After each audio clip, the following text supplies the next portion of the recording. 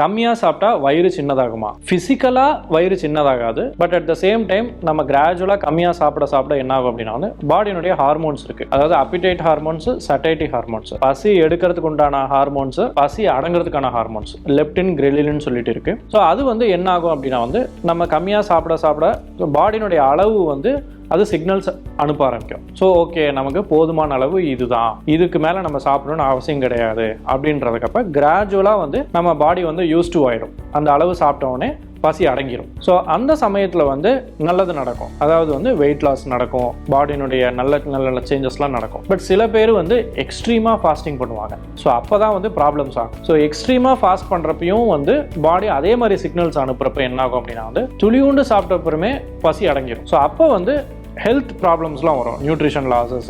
So நல்லது என்ன அப்படின்னா வந்து கம்மியாக சாப்பிட பாடி வந்து யூஸ் டு ஆகிடும். அதே நீங்கள் ரொம்ப கம்மியாக சாப்பிட்றப்போ தான் வந்து உங்களோட ஹெல்த் ப்ராப்ளம்ஸ்லாம் வர ஆரம்பிக்கும்.